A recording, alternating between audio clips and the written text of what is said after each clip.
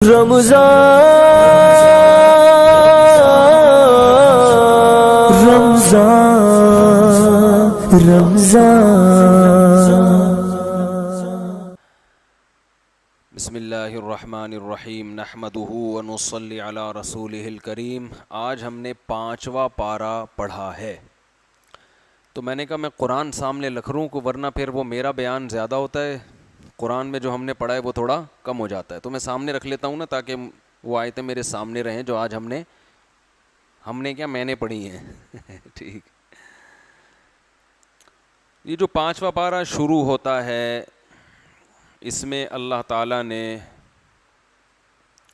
جن عورتوں سے نکاح جائز ہے ان کا تذکرہ کیا، جن سے نکاح حرام ہے ان کا تذکرہ کیا۔ وہ تو میں نہیں کرتا، وہ سب کو معلوم ہے، وہ مسائل ہیں۔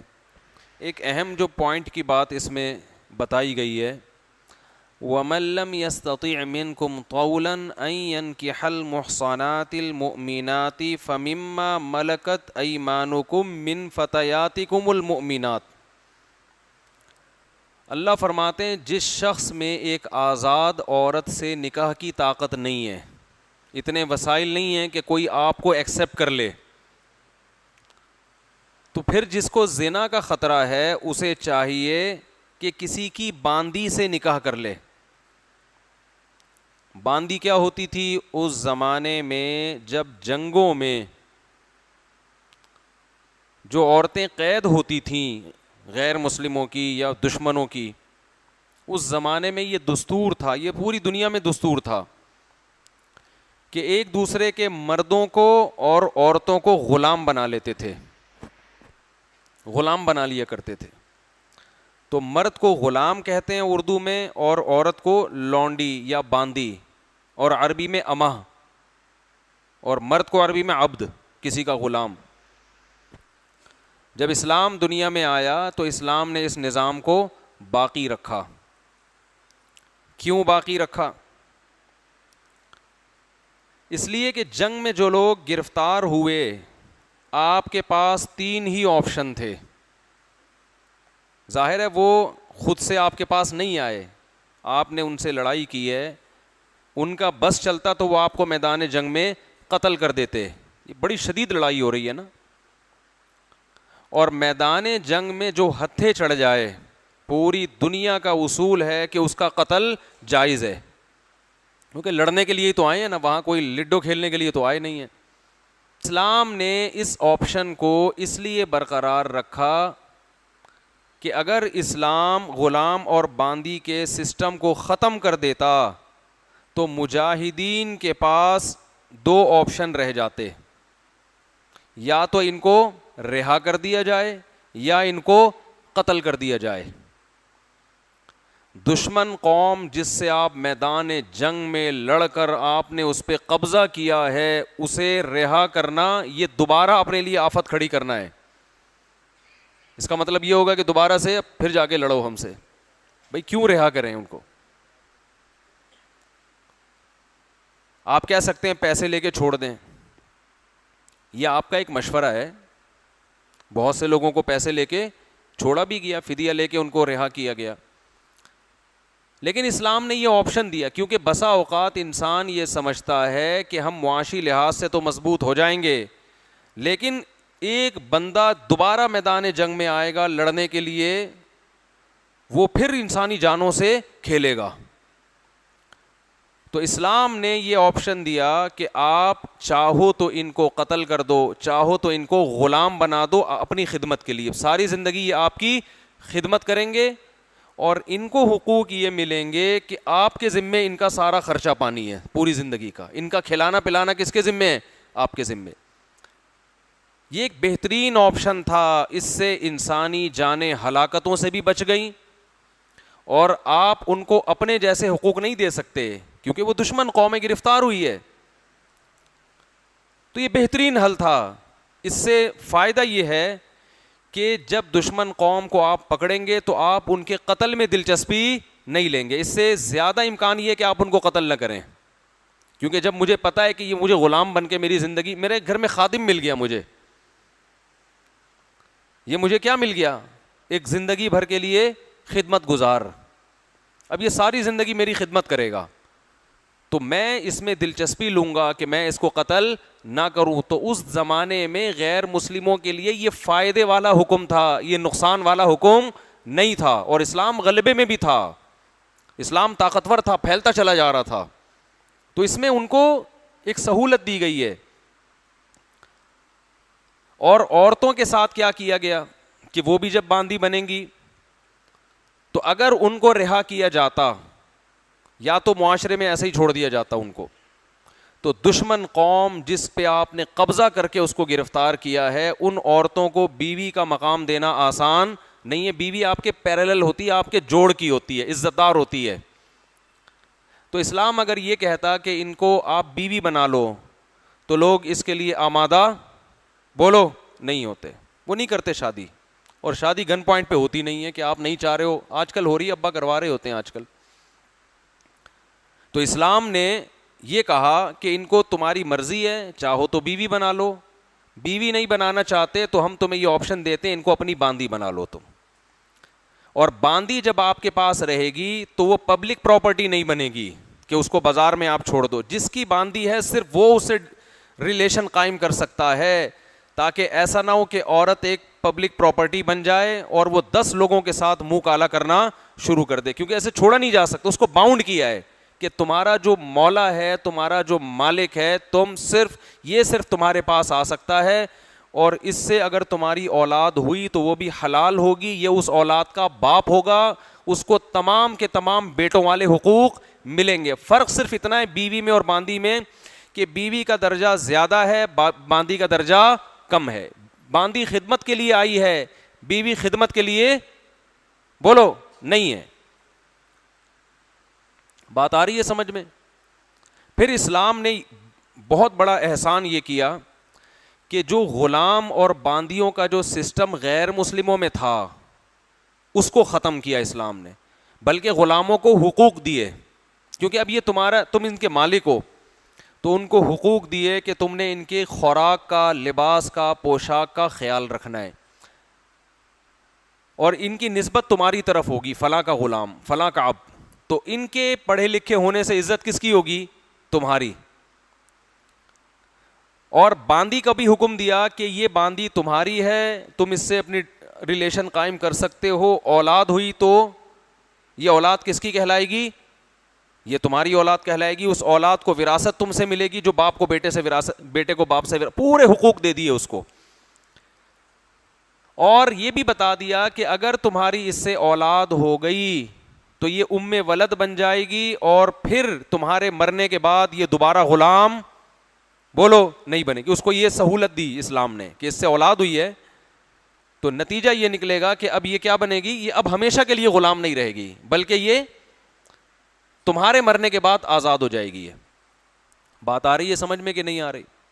اور پھر اسلام نے غلام اور باندی کو یہ حقوق دیے, اور ایسے شاندار حقوق دیے کہ جو انگریز ہیں نا گورے, انہوں نے بھی اس کا اعتراف کیا ہے کہ اسلام میں غلام اور باندیوں کا وہ تصور نہیں ہے جو ہمارے ہاں یورپ میں رائج رہا ہے, وہ تصور نہیں ہے.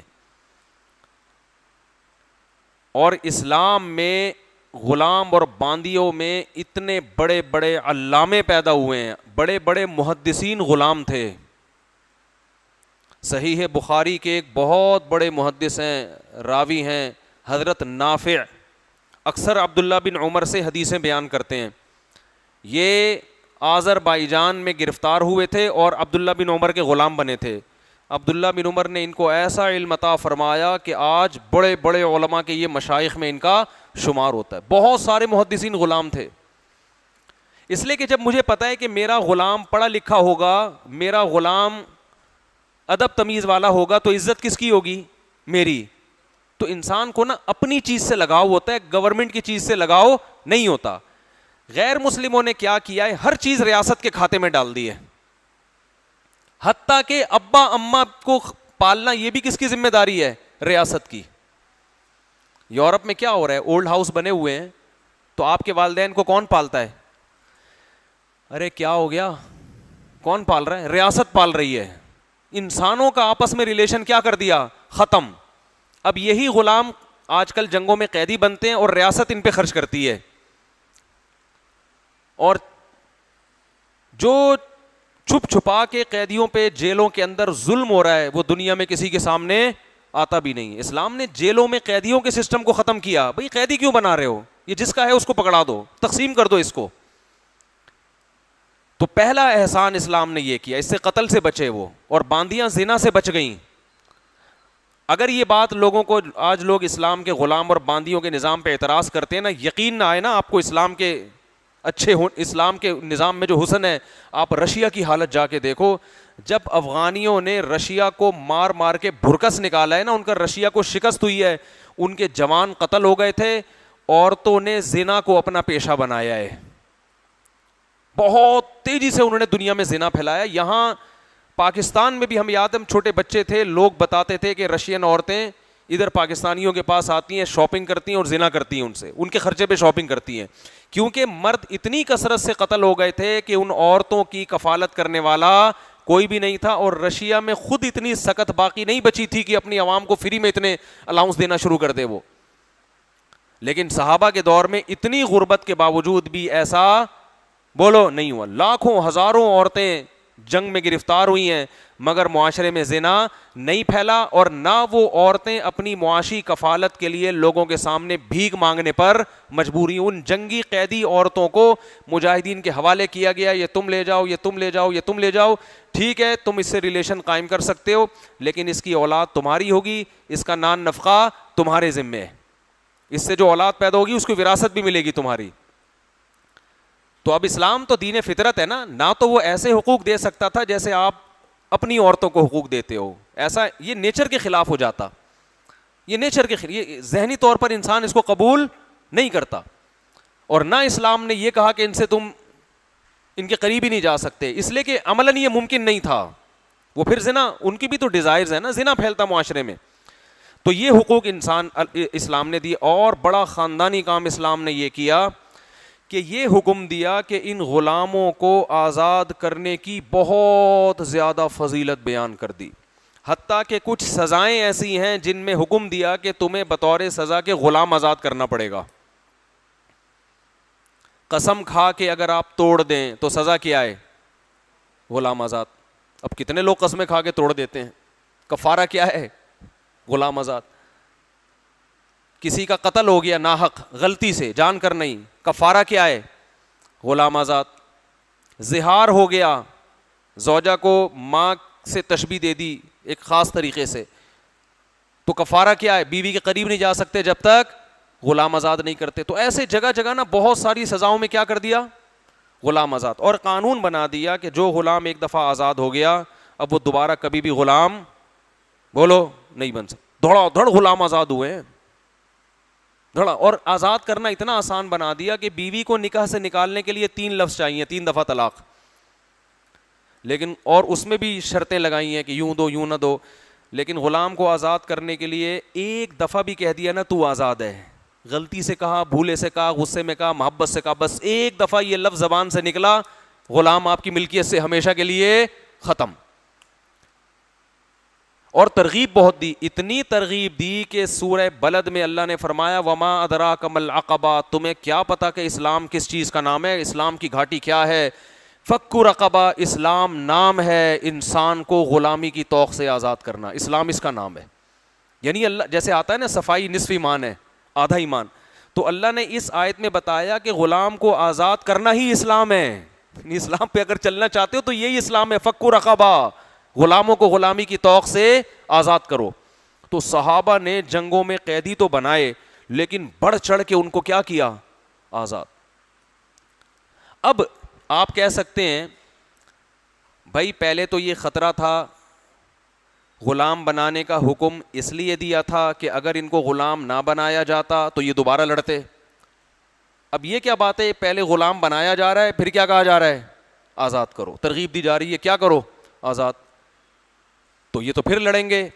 نہ نہ نہ نہ, پھر بہت مشکل ہے, کیونکہ جب انسان پر اتنا بڑا احسان ہوتا ہے نا, جب وہ جنگی قیدی یہ کہے گا کہ میں ساری زندگی کے لیے اس کا غلام بن گیا تھا اور اس نے مجھ پر احسان کیا کہ مجھے اپنی غلامی کی توق سے نکالا ہے, تو اس بات کا امکان بہت کم ہے کہ وہ دوبارہ آپ سے جنگ کے لیے آمادہ ہو. اور دوسرا وہ اسلام کو اتنے قریب سے دیکھ چکا ہوگا آپ کے گھر میں, کیونکہ غلام تو گھروں میں آیا جایا کرتے تھے, اتنا قریب سے دیکھ چکا ہوگا کہ اب اس کے دل میں اسلام کی دشمنی کم ہو چکی ہوگی. عورت نے بھی دیکھ لیا, مرد نے بھی دیکھ لیا. تو اس زمانے میں اس سے بہتر پیکج جنگی قیدیوں کے لیے دنیا میں کسی کے پاس نہیں تھا. دوسری قوموں میں غلام بنانے کا تو تصور تھا, وہ حقوق نہیں تھے جو اسلام نے غلاموں کو دیے تھے, اور آزادی کا بھی کچھ مطلب نہیں تھا, نہ کوئی ترغیب تھی. تو یہ اسلام نے دیے احکام. تو اس کا فائدہ کیا ہوا؟ اب دیکھیں, حضرت عبداللہ بن مسعود ایک دفعہ اپنے غلام کو مار رہے تھے کسی بات پہ نا, وہ اطاعت نہیں کر رہا تھا. آپ صلی اللہ علیہ وسلم نے دیکھا, فرمایا للہ اقدر علیک منک علیہ, اے ابن مسعود جتنی تجھے اس غلام پہ طاقت ہے نا, اللہ کو تم پر اس سے بھی زیادہ طاقت ہے. تم اس کی غلطی پر اس کو مار رہے ہو, تو یہ سوچو کہ اللہ تمہاری غلطی پر اس سے بھی زیادہ تم پہ طاقت رکھتا ہے. تو یہ نبی نے کس کے حقوق سکھائے؟ غلام کے. عبداللہ بن مسعود نے دیکھا جب نبی ہیں تو فرمایا یا رسول اللہ, اس کو میں نے اللہ کے لیے آزاد کر دیا. بہت آزاد ہوئے, بات بات پہ کیا ہوتے تھے؟ آزاد. آپ نے فرمایا اگر آزاد نہ کرتے تو اس بات کا خطرہ تھا تمہیں جہنم کی آگ چھوتی. یہ چیزیں آپ کو غیر مسلموں میں نہیں ملیں گی. ان کے پاس پھر باتیں ہیں اسلام پر اعتراض. جو ایتھیسٹ ہے نا, وہ بھی اسلام کے غلام اور باندیوں کے نظام پہ صبح و شام پھینکتے رہتے ہیں, بولتے رہتے ہیں اسلام نے یہ کیا, اسلام نے باندی بنائی, امریکہ نے آ کے غلامی کے نظام کو ختم کیا. وہ کہتے ہیں آج امریکہ نے ختم, یونائٹڈ نیشن نے ختم کیا ہے صدیوں کے بعد, اسلام نے تو ختم نہیں کیا تھا. او بھائی, آپ جو جنگی قیدیوں کے ساتھ اب تک جیلوں میں سلوک ہو رہا ہے نا, ذرا ان کے حالات کو جا کے دیکھو تو آپ کو اسلام کا حسن نظر آئے گا. لیکن اس زمانے میں غلام اور باندی بنانا جائز بولو نہیں ہے, اس لیے کہ اسلام نے یہ آپشن دیا تھا کہ بنا سکتے ہو. فقہا نے اس کی پوری ڈیٹیل بتائی ہے کہ یہ اس صورت میں جائز ہے جب دنیا میں اس کا رواج بھی ہو. اگر رواج نہیں ہے یا آپس میں ایگریمنٹ ہو جاتا ہے کہ ہم کسی کو غلام یا باندی نہیں بنائیں گے, تو پھر اس ایگریمنٹ کی پابندی سب پر لازم ہے, کیونکہ یہ واجب حکم نہیں ہے, یہ جائز حکم ہے. سمجھ میں آ رہی بات؟ تو اب پوری دنیا نے, ملکوں نے ایک ایگریمنٹ کیا ہوا ہے کہ ہم کسی کو غلام یا باندی نہیں بنائیں گے. تو سب کا, جتنے بھی معتبر علماء ہیں, سب کا یہ فتویٰ ہے کہ اس ایگریمنٹ کی پابندی بولو ضروری. ہاں, اس کے جو سائیڈ افیکٹ ہو رہے ہیں وہ ساری دنیا کو پتہ ہے کہ کیا ہو رہے ہیں. باندی اور غلام نہیں بنتے, لیکن وہ جنگی, آپ کو ایک ابھی نندن نظر آ رہے ہیں نا کہ چائے پلا کے عزت سے رخصت کر دیا, لیکن دنیا میں بھائی سارے ابھی نندن جیسے خوش قسمت نہیں ہوتے.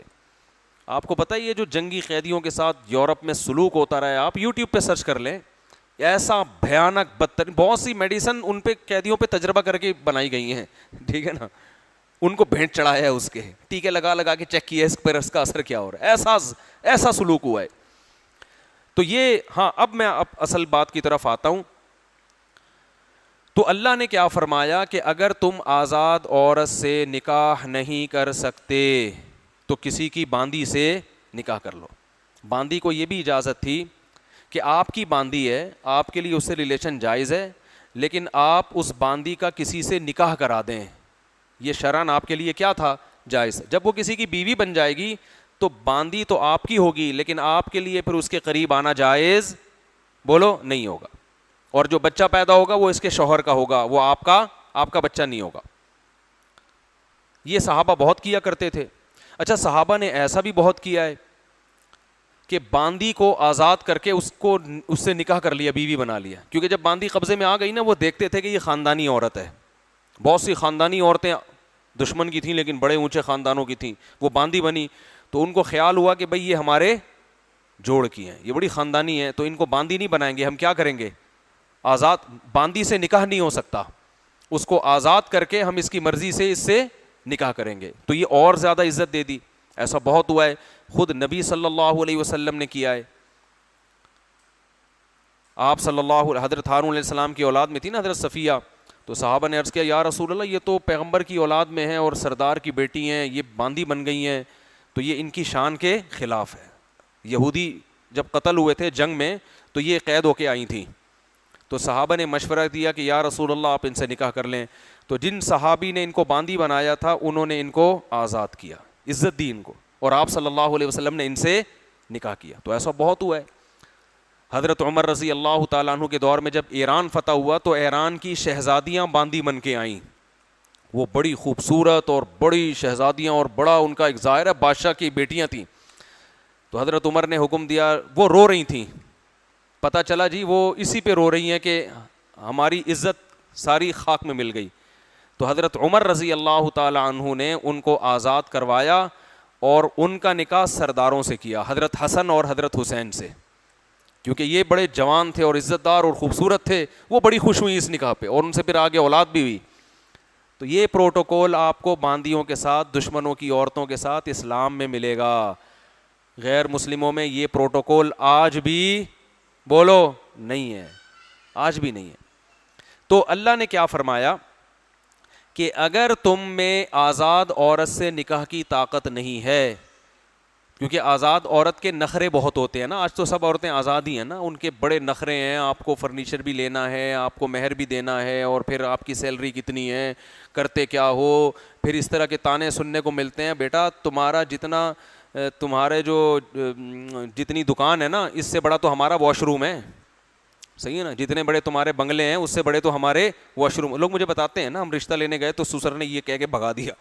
ٹھیک ہے, ظاہر ایک خاندانی عورت. تو اللہ نے کیا فرمایا, اگر اس کی طاقت نہیں ہے تو برائی سے بچنا اگر مشکل ہو رہا ہے تو زنا مت کرو, فی الحال کسی کی باندی سے نکاح کر لو. اب باندی سے نکاح کرنے میں کتنے نقصانات تھے.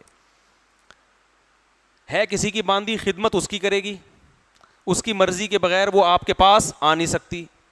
تو عجیب سی شادی ہو رہی ہے نا, یعنی آپ کی بیوی ہے مگر قبضہ کسی اور کا. لیکن قرآن نے کہا کہ زنا سے بہتر ہے کہ یہ کر لو, زنا سے پھر بھی کیا یہ بہتر ہے. آج باندیاں نہیں ہیں, لیکن ایسی عورتیں ہوتی ہیں جو باندیوں جیسی ہوتی ہیں, جن کو لو لیول سمجھا جاتا ہے معاشرے میں. تو آج بھی یہ حکم ہے, او بھائی آپ کیوں اپنے لیول کی, آپ کو اگر کوئی عورت نہیں مل رہی, رشتہ نہیں مل رہا, آپ کی تنخواہ کم ہے, آپ کے وسائل کم ہے, تو اللہ کہہ رہا ہے بھائی کسی غریب ترین لڑکی سے نکاح کر لو. لیکن یہ جب ہی ممکن ہے جب مرد کے پاس ایک اور شادی کا آپشن ہو, اور وہ اسلام نے دیا ہے کہ فی الحال اس سے کر لو, بعد میں کسی خاندانی سے کر لینا.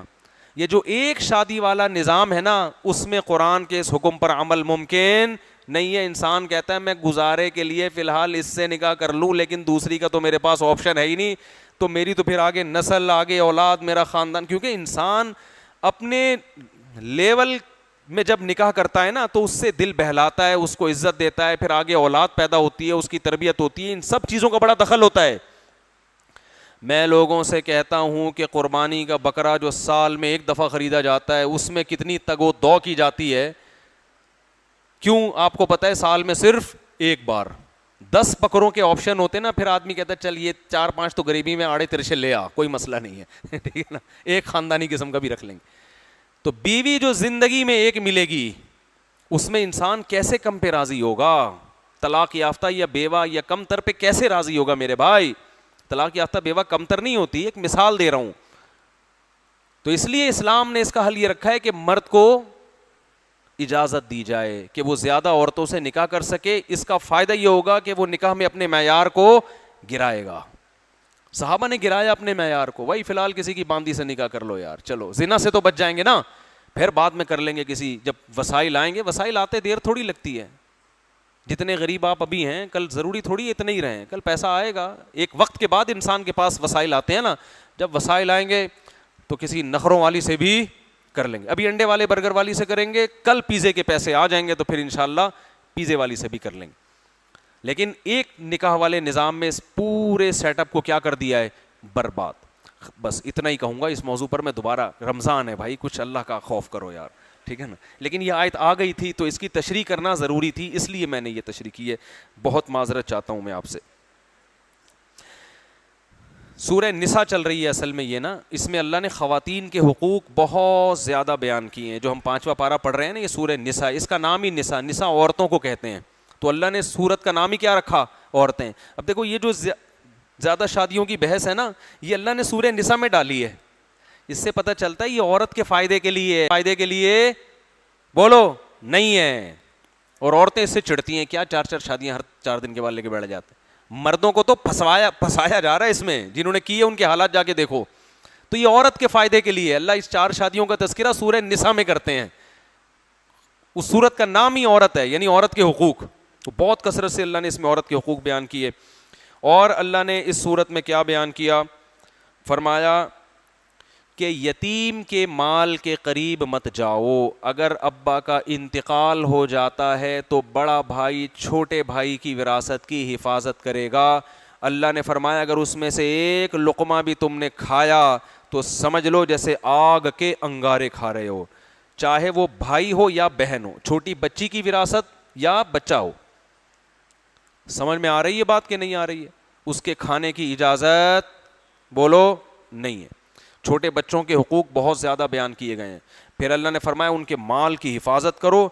بالغ ہوتے ہی ان کو مال مت پکڑاؤ، اس وقت مال ان کے حوالے کرو جب ان میں پیسے کو سمجھنے کی سمجھ بوجھ پیدا ہو جائے. اگر بالغ ہوتے ہی ان کو مال پکڑا دیا تو جیسے مفتی طارق مسعود صاحب کو کوئی انگوٹھے دے کے پورا پیسہ لے کے بھاگ گیا تھا، حالانکہ وہ تو بڑے ہو چکے تھے. ایسے ہی چھوٹے بچہ ابھی 14-15 سال کا بالغ تو ہے وہ 15 سال کا، لیکن اللہ فرماتے ہیں وَلَا تُؤْتُوا السُّفَهَاءَ أَمْوَالَكُمْ، ان ناسمجھ بچوں کو وراثت کا مال ہاتھ میں مت پکڑاؤ، اس لیے کہ کل کوئی سبزی والا آئے گا، بلکہ سبزی والا کیا ان کو تو خاندان والے ہی کھا جائیں گے. حقیقت بتا رہا ہوں آپ کو. 15 سال کے بچے کو 2 لاکھ روپے پکڑا دو آپ، پہلے تو بڑا بھائی کھا جائے گا، کہے گا یار مجھے دو ذرا میں انویسٹ کرتا ہوں، اپنے کام میں لگائے گا. وہ چاچا آ جائے گا، ماموں آ جائے گا، پھپھو آ جائے گی، سب کھا جائیں گے قرضے کے نام پہ. اللہ نے فرمایا اس کی حفاظت کرو. کیسا دیکھو اسلام مال کی حفاظت کا حکم دیتا ہے. 1 روپیہ بھی کھایا نا آنکھ کے انگارے کھا رہے ہو، حفاظت کرو. فَإِنْ آنَسْتُم مِّنْهُمْ رُشْدًا، کیا علمی بلاغت ہے. فرمایا حتیٰ اذا بلغوا النکاح، جب نکاح کی عمر کو پہنچ جائیں یعنی بالغ ہو جائیں، 15 سال کے ہو جائیں تو فوراً حوالے نہ کرو. ان آنستم منہم رشدن، دیکھو یہ سمجھدار ہے یا نہیں. اس سے پتہ چلتا ہے نکاح کے لیے سمجھدار ہونا ضروری نہیں ہے. اللہ نے کہا نکاح کی عمر کو تو بالغ ہوتے ہی پہنچ. یہ ٹیکنیکل پوائنٹ آپ کو کتابوں میں نہیں ملیں گے. نہیں آ رہی بات؟ حتیٰ اذا بلغوا النکاح، اللہ کہتے ہیں جب بالغ ہو جائے نا، نکاح کی عمر کو پہنچ جائیں، یعنی وہ تو 15 سال میں پہنچ گئے. پیسہ اس وقت نہیں پکڑانا. پیسہ اس وقت، پیسے کے لیے صرف بالغ ہونا کافی نہیں ہے، نکاح کے قابل ہونے کے لیے بالغ ہونا اللہ کی نظر میں کافی ہے. فرق کیا ہے میں بتاتا ہوں ابھی. فرمایا پیسہ مت پکڑاؤ. پیسہ اس وقت پکڑاؤ، سوال پیدا ہو جب نکاح کے قابل ہو گئے تو پیسہ بھی پکڑا دو. تو میں تو نکاح کر کے بھی اس قابل نہیں ہوا تھا کہ مجھے پیسہ پکڑایا جائے. نکاح کے قابل تو ہونا، میرے تو بچے پیدا ہو گئے تھے جب میں نے پیسہ پکڑا کے برباد کیا ہے. تو اللہ نے فرمایا فَإِنْ آنَسْتُم مِّنْهُمْ رُشْدًا، دیکھو اگر بچہ سمجھدار ہو گیا ہے، اس کو اب چونا لگانا آسان نہیں ہے، اس کو پتہ ہے پیسے کی کیا ویلیو ہے، اس سے کیا ہوتا ہے. فَادْفَعُوا إِلَيْهِمْ أَمْوَالَهُمْ، تو اللہ رشتہ داروں کو کہہ رہے ہیں پورا پیسہ اس کے ہینڈ اوور کرو. وَأَشْهِدُوا، اور لوگوں کو گواہ بھی بنا دو کہ بھائی لوگ خاندان والوں کو بتاؤ دیکھو میرا چھوٹا بھائی تھا یا میرا بھتیجا ہے، میری بھتیجی ہے، بچی ہے، بچہ ہے، جو بھی اب سمجھدار ہو گیا ہے، اس کے اتنے روپے بنتے تھے، یہ دیکھو آپ لوگ گواہ رہو، میں 1-1 روپیہ اس کے ہاتھ میں پکڑا رہا ہوں تاکہ مجھ پر انگلی نہ اٹھے. آج ایسا ہوتا ہے معاشرے میں، بڑا بھائی کھاتا رہتا ہے، وہ کہتا ہے مجھ سے پوچھ کیوں رہے ہو بھائی، مجھ پہ شک کرتے ہو کیا؟ اللہ کہہ رہے ہیں بڑا بھائی چھوٹے بھائی کو دے گا، سب کو گواہ بنائے گا، کل مجھ پہ کوئی انگلی نہ اٹھائے. لیکن بڑا بھائی کہتا ہے میں اتنا نیک ہوں، مجھے پہ انگلی کون اٹھائے بھائی، مجھ سے پوچھنے والا کون ہے، ہمارے گھر کا مسئلہ ہے، پڑوسیوں کو کیوں تکلیف ہو رہی ہے، پولیس کیوں انوالو ہو رہی ہے. بھائی آپ نے کیوں یہ فرض کر لیا ہے کہ لوگ آپ کو نیک سمجھیں؟ پیسوں کے معاملے میں اللہ کہہ رہے ہیں کہ معاملات کیا ہونے چاہیے، اس میں 1 نمبر ہی، کل انگلی نہ اٹھے تمہارے اوپر، اس کو ہینڈ اوور کرو، گواہ بناؤ لوگوں کو. اور اللہ نے فرمایا اللہ کفا باللہ حسیبا، اصل حساب کون لے گا؟ اللہ لے گا. تو پیسے کے معاملے میں اسلام میں بہت ایکوریسی ہے میرے بھائی. تو میں یہ عرض کر رہا تھا اللہ نے نکاح کے لیے تو بلوغت کی قید لگا دی، پیسوں میں تصرف کے لیے کہا کہ ابھی نہیں، جب تک سمجھدار نہ ہو جائے، معاشرے کو چل پھر کے دیکھے، اس کو پتہ چلے کہ بٹ کوائن کیا ہوتی ہے، اور جناب کہاں بحریہ ٹاؤن کے نام پہ کیا ہو رہا ہے، اور مفتی صاحب کو سبزی والے نے چونا کیسے لگایا تھا. ٹھپوں سے کچھ بھی نہیں ہوتا، انگوٹھے کسی کام کے نہیں ہیں. یہ سب چیزیں سمجھ جائے گا, بیان بھی ہمارا سن لے گا. اللہ فرماتے ہیں پھر اس کی دولت اس کے حوالے کرو, اب اس کو چونا لگانا آسان نہیں ہے, اتنا سمجھدار ہو جائے تاکہ مال ضائع نہ ہو. تو پیسے کے لیے تو اللہ نے شرط لگائی ہے کہ سمجھداری, نکاح کے لیے بالغ ہونا کافی ہے, سمجھدار ہونا ضروری نہیں ہے. وجہ اس کی یہ ہے کہ پیسہ حاصل کیا جاتا ہے مزید پیسہ کمانے کے لیے, اس کے لیے کھوپڑی میں دماغ اور تجربہ ہونا ضروری, جبکہ نکاح آپ کی باڈی کی ریکوائرمنٹ ہے اور وہ ریکوائرمنٹ 15 سال میں پیدا ہو چکی ہوتی ہے. جیسے جب آپ کو بھوک لگتی ہے نا تو روٹی کھانے کے لیے سمجھدار ہونا ضروری نہیں ہے, یہ پیٹ کی ریکوائرمنٹ ہے, یہ پوری کرنی پڑے گی. ایسے ہی جب کوئی لڑکا 15 سال کا ہو گیا, بالغ ہو گیا, اب اس کی باڈی کی ریکوائرمنٹ ہے کہ اس کے لیے بیوی کا انتظام کیا جائے. اگر نہیں کریں گے اس کی باڈی کے ساتھ زیادتی ہوگی.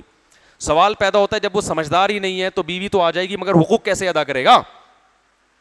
سمجھدار نہیں ہے نا, حقوق کیسے ادا کرے گا؟ وہ حقوق ایسے ادا کرے گا کہ حقوق کے لیے, حقوق کی ادائیگی کے لیے سمجھدار ہونا کافی نہیں ہے, محبت کا ہونا ضروری ہے. نہیں آ رہی بات؟ جس سے محبت ہوتی ہے نا, سمجھدار نہ بھی ہوں, اس کو روکنے کے لیے اس کے حقوق ادا ہوتے ہیں.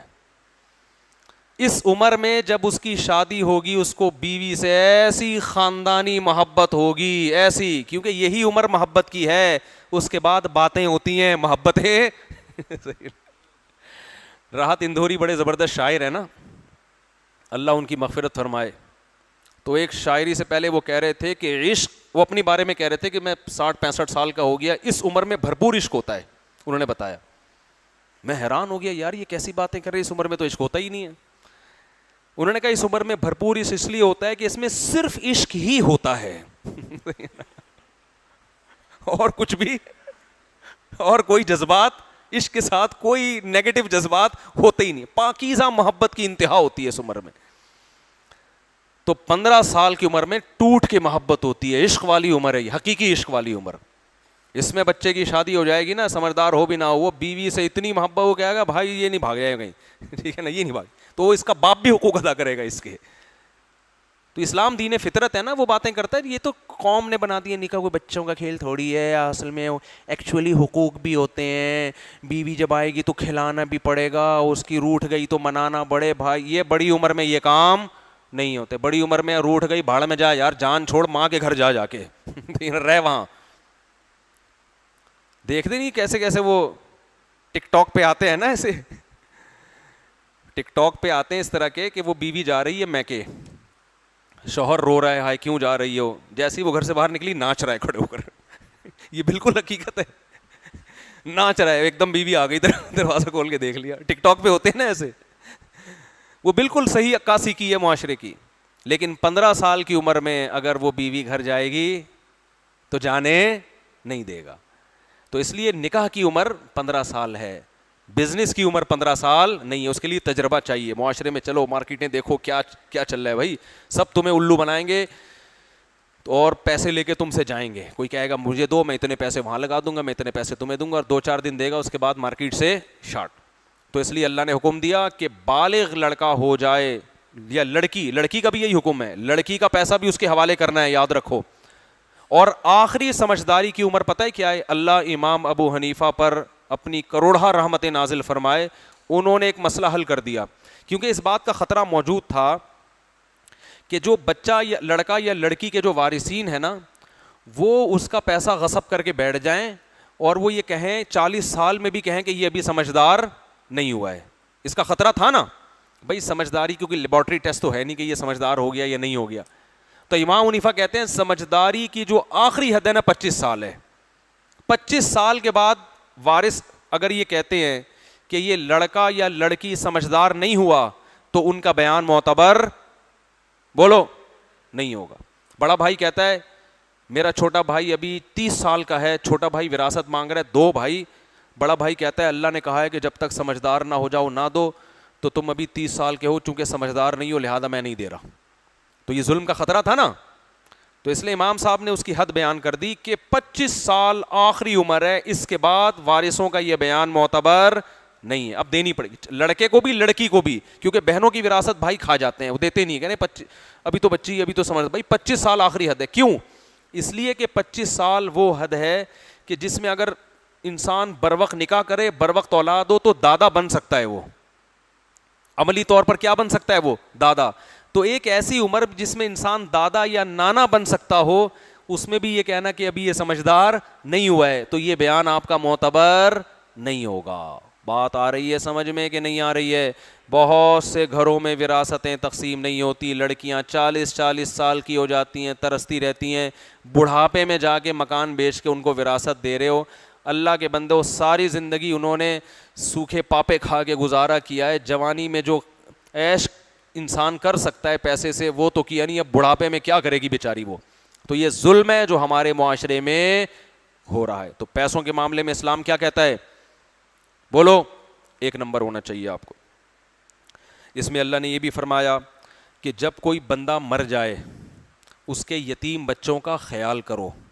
رشتہ داروں کو حکم دیا جا رہا ہے, آپ کے بھائی کا انتقال ہو گیا, بھابھی کے چھوٹے چھوٹے بچے ہیں, لوگ کیا کرتے ہیں, بھابھی کو گھر سے نکال دیتے ہیں. بہت ہو رہا ہے بھائی, اب تم جاؤ بچوں کو لے کے یہاں سے دفع ہو جاؤ. یہ بہت ہو رہا ہے مارکیٹ میں, سانسیں رخ چینج کر لیتی ہیں. تو اللہ نے فرمایا وَلْيَخْشَ الَّذِينَ لَوْ تَرَكُوا مِنْ خَلْفِهِمْ ذُرِّيَّةً ضِعَافًا خَافُوا عَلَيْهِمْ. اللہ فرماتے ہیں اپنے بارے میں سوچو, اگر اس کے بجائے تمہاری موت ہوئی ہوتی اور تمہارے چھوٹے چھوٹے معصوم بچوں کے ساتھ یہ سلوک ہو رہا ہوتا تو تم پہ کیا گزرتی. یہ تو اس کی موت ہوئی ہے, تمہاری بھی تو ہو سکتی تھی.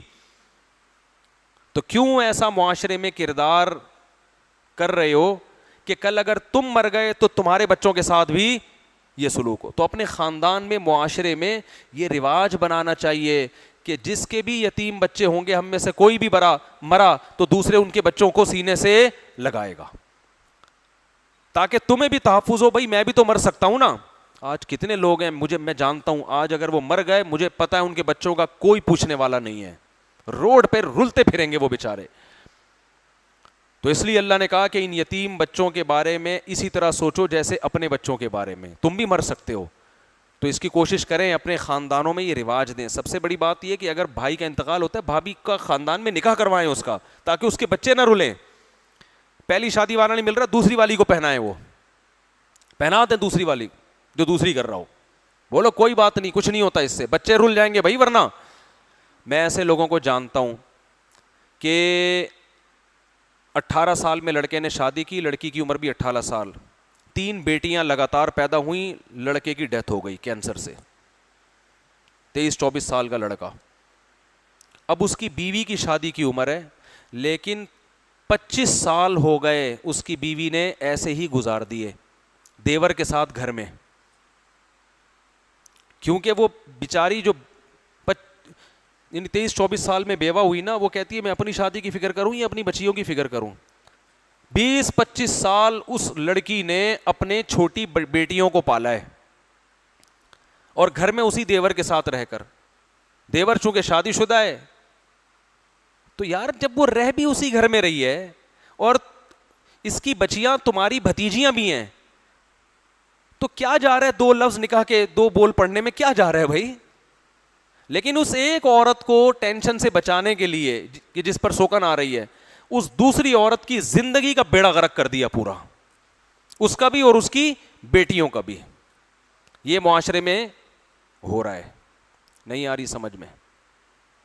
اس کی جوانی برباد کر دی نا, کہ وہ کما بھی رہی ہے, جاب بھی کر رہی ہے, پوری 20-25 سال اس نے اس طرح گزار دی, ساری شوہر کے بغیر جوانی پوری گزار دی اس نے, اور اپنے بچوں کے لیے جاب کرتے ہوئے. تو میں یہ کہتا تھا کہ بھائی یہ اسی گھر میں, یہ پرانا واقعہ, میں تو چھوٹا بچہ تھا اس وقت, کہ بھائی یہ اسی گھر میں رہتی ہے, ایک بھائی کا انتقال ہو گیا اور رہ بھی اسی گھر میں رہی ہے, کمانے جاتی ہے, تو کیا جا رہا ہے یار, یہ جو ہے نا ایجاب و قبول کر کے اس کو اس کی بیوی بنا دو, تاکہ یہ بچے اس کے کسٹڈی میں آ جائیں اور یہ بھی برائی سے بچ جائے گی. مگر ہمارا معاشرہ اس کو قبول نہیں کرتا.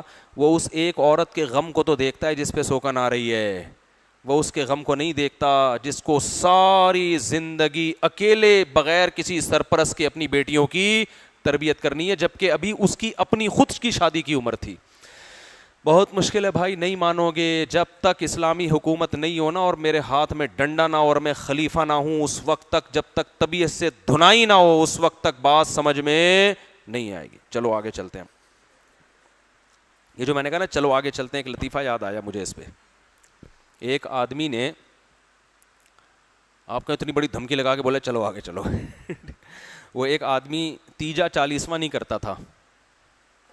لوگوں نے کہا تیرے ابا کا انتقال ہو گیا ہے, تو تیسرے دن لوگوں کو جمع کر کے کھانا کھلا, ورنہ لوگ تانے دیں گے, مر گیا مردود, نہ فاتحہ نہ درود, باپ سے محبت نہیں ہے, کنجوس آدمی ہے. اس نے کہا یار یہ رسم میری کھوپڑی میں آتی نہیں ہے, میرے ابا کا انتقال ہوا اور میں پبلک کو کھانا کھلاؤں. کھانا تو شادی بیاہ پہ ولیموں پہ ہوتا ہے, لیکن لوگ کہاں چھوڑتے ہیں, لوگ تانے دیتے. اس نے پھر بلا لیا پبلک کو, سب کو بلا لیا, سب بیٹھے ہوئے ہیں کھانے کے لیے نا, کور میں بریانی بنائے اس نے. اب جیسے ہی لوگ کھانے پہ ٹوٹنے لگے, اس نے کہا اسٹاپ, 1 منٹ میری بات سنو پھر کھا لینا. اس نے کہا اپنی بھڑاس تو نکالو نا کم بختوں کو, پھر بھلے کھاؤ. اس نے کہا دیکھو مسئلہ یہ ہے کہ میرے باپ کا انتقال ہوا, میں بہت غمزدہ ہوں, میرے منہ میں تو دال کا نوالا بھی نہیں اتر رہا, اور تمہیں شرم نہیں آتی میرے گھر میں قورمے کھانے کے لیے آ گئے ہو, چلو بسم اللہ کرو. دوبارہ سناؤں, مزہ آتا ہے. اس نے کہا میرے باپ کا انتقال ہو گیا, میرے حلق میں سوکھا نوالا بھی نہیں اتر رہا, اور تمہیں شرم نہیں آتی میرے گھر میں قورمے پھوڑنے کے لیے آ گئے ہو, چلو بسم اللہ کرو, بسم اللہ کھاؤ. میں منع کب کر رہا ہوں, کھاؤ. تو یہی اسٹائل ابھی میرا تھا کہ آپ کہہ رہے ہیں, ایک طرف کہہ رہے ڈنڈے مار مار کے, میں چلو بسم اللہ کرو آگے چلتے ہیں. ہم کر نہیں سکتے نا, ہم اور کیا کریں, کر نہیں سکتے ہم, بس باتیں ہی کر سکتے ہیں, اور کیا کر سکتے. تو شکر کرو میں پولیس میں نہیں ہوں, بس اس پہ آپ اللہ کا شکر ادا کرو. تو وہ حضرت ہمارے یہ واقعہ سنا کے کہتے تھے کہ وہ لوگوں نے بوٹیاں منہ کے قریب لے کے بولا, واپس رکھی, بولا کم بخت تو نے ہمیں کھانے کے قابل چھوڑا کہاں ہے اب. حضرت فرمایا کرتے تھے میرے شیخ کہ یہ پرانے لوگ تھے, عزت دار لوگ تھے, ان کے منہ سے حلق میں نوالا نہیں اترا. فرمایا آج کے دور میں اگر کوئی ایسا کر کے تانا دے چلو بسم اللہ کرو, تو لوگ پھر بھی کھائیں گے. اور کہا کہ اگر یہ ان کے منہ میں ہاتھ ڈال کے نوالا نکالے گا نا تو اس کا ہاتھ بھی چبا کے کھا جائیں گے, بولیں گے ہم کھانا چھوڑ نہیں سکتے, دنیا چھوڑ دیں گے, کھانا نہیں, مردوں کے کھانے نہیں چھوڑتے یار. خیر چلیں بسم اللہ کرتے ہیں ہم آگے. ٹھیک ہے. تو اللہ نے اس میں یہ بھی بیان کیا کہ یتیموں کا خیال کیا کرو, اپنے بچوں کا خیال کرو, تم بھی مر سکتے ہو, تو معاشرے میں ایسا کلچر پروموٹ کرو کہ کل اگر تم مر گئے تو تمہارے بچوں کو بھی لوگ سینے سے لگائیں, رلتے نہ پھرے معاشرے میں.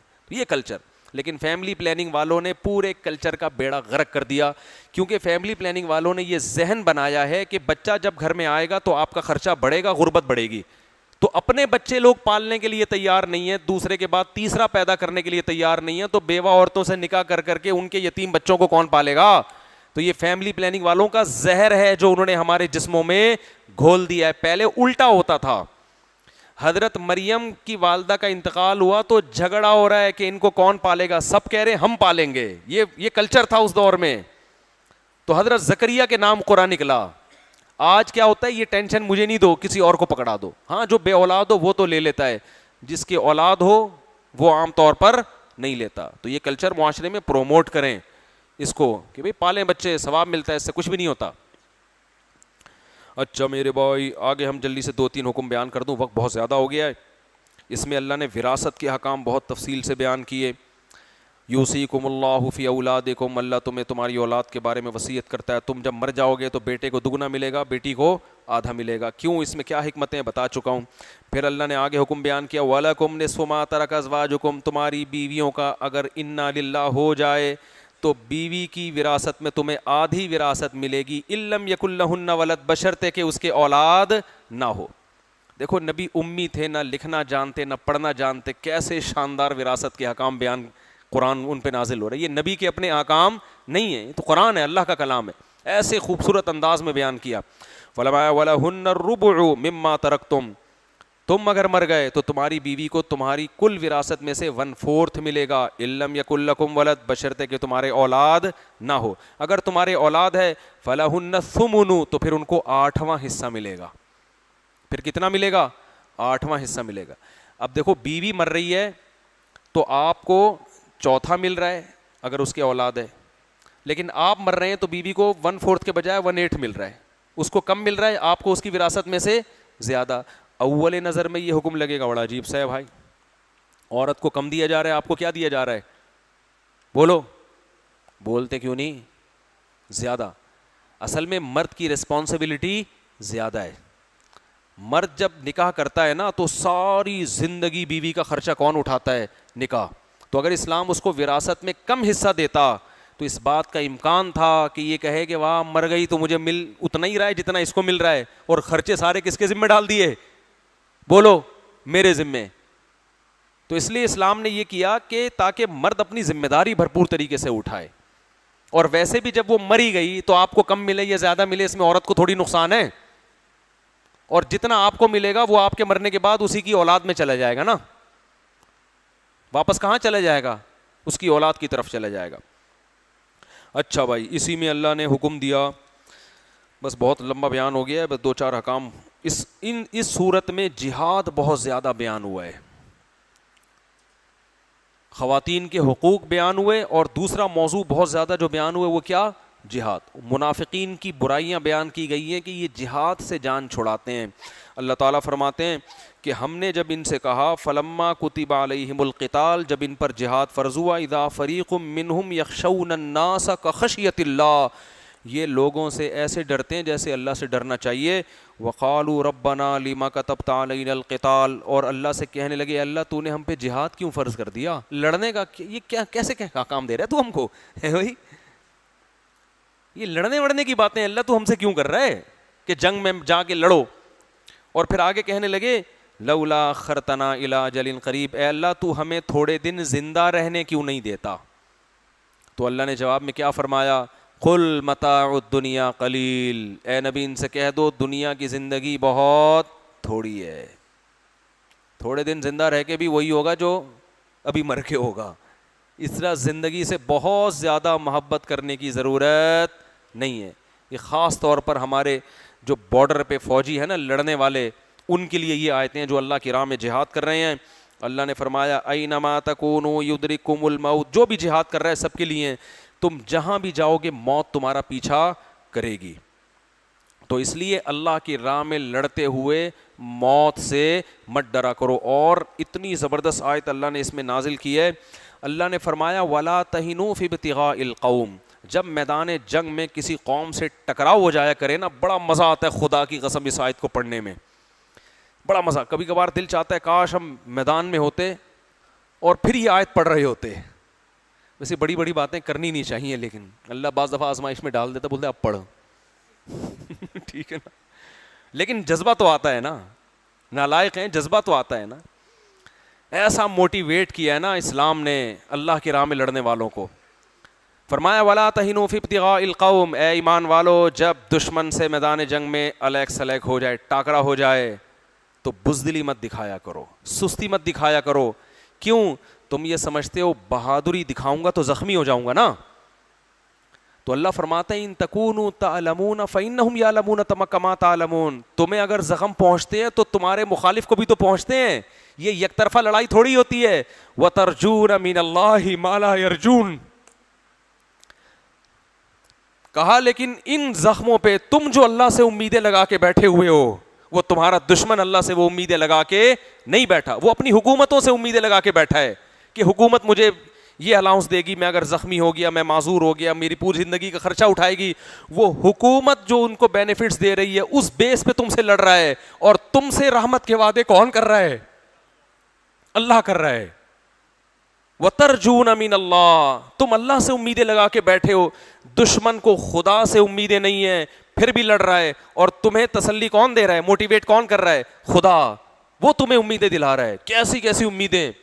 آپ صلی اللہ علیہ وسلم نے فرمایا کہ جس کو میدان جہاد میں زخم لگا, قیامت کے دن اللہ اس کے زخم کو تازہ کر دیں گے. اب دیکھو یہ عجیب انداز ہے, ہائی زخم تو ختم ہو جانا چاہیے نا, ہے بھائی, یہ کیسی نعمت ہے. اللہ اس کے زخم کو کیا کریں گے؟ جب قیامت میں اٹھے گا نا تو زخمی کر دیں گے اللہ اس کو. اب یہ کیسا انعام ہو رہا ہے بھائی. اگر اللہ یوں کہتے زخم جو لگے گا تو قیامت کے دن بالکل شفا ملے گی, ایسے ہی آؤ گے, نہ ایسے تھوڑی تمہاری عزت ہوگی. نبی صلی اللہ علیہ وسلم نے فرمایا اس زخم سے خون بہنا شروع ہوگا اور اس کا رنگ خون کا ہوگا اور اس کی خوشبو مشک کی ہوگی. یہ اللہ کیوں اس کو زخمی کر کے لائیں گے؟ عزت دینے کے لیے, پروٹوکول دینے کے لیے. یہ ہے جو میری راہ میں لڑا تھا اور اس نے اپنے آپ کو میری راہ میں زخمی کیا تھا. یہ ہے, اس سے اس کی عزت کتنے فخر سے آئے گا نا, لنگڑاتا ہوا اور اس زخم کے ساتھ. تو اس خون میں اللہ مشک کی خوشبو پیدا کر دیں گے. اور بعض دفعہ یہ خوشبو اللہ دنیا میں بھی دکھا دیتے ہیں. اللہ کی قسم, میں نے شہیدوں کے خون کی خوشبو اپنی ناک سے خود سونگھی ہے. ایسی کرامت جس پہ انسان کی عقل حیران ہو جائے, خود سونگھی ہے میں نے اپنی ناک سے.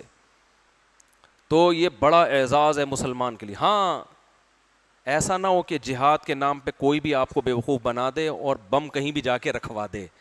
اس دہشت گردی کا اسلام قائل, کیونکہ لڑکے جب جوش میں آتے ہیں نا جہاد, تو کہیں بھی جا کے پھٹنے کا ان کو شوق پیدا ہوتا ہے.